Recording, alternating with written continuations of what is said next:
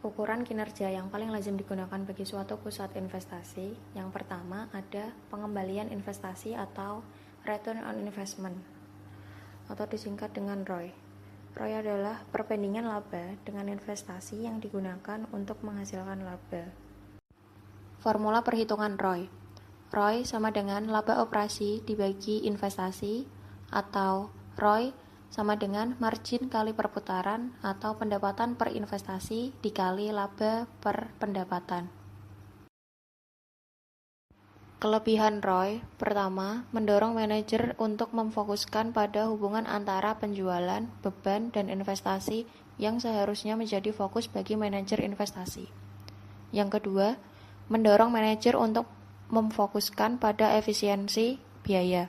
Dan yang ketiga, mendorong manajer untuk memfokuskan pada efisiensi aktiva operasi sehingga mengurangi investasi yang berlebihan.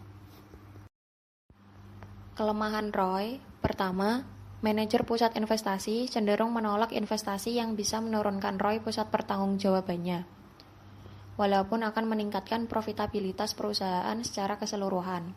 Yang kedua, mendorong manajer pusat investasi hanya berpikiran jangka pendek tanpa memperhatikan kepentingan jangka panjang.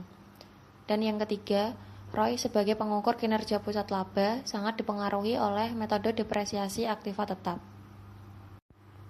Hal-hal yang perlu dipertimbangkan dalam mengukur aktiva yang digunakan yaitu kas, piutang, persediaan, modal kerja, properti, pabrik dan peralatan atau aktiva tetap, aktiva disewa, aktiva tidak terpakai, aktiva tidak berwujud, kewajiban tidak lancar, beban modal, dan survei praktik.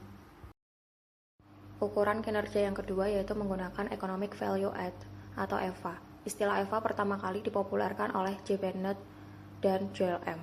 EVA merupakan suatu metode untuk menentukan apakah perusahaan telah menciptakan nilai ekonomis yang di atas atau di bawah dari biaya modal yang dimiliki perusahaan dalam pengoperasian kekayaan yang dimilikinya. EVA juga disebut sebagai residual income.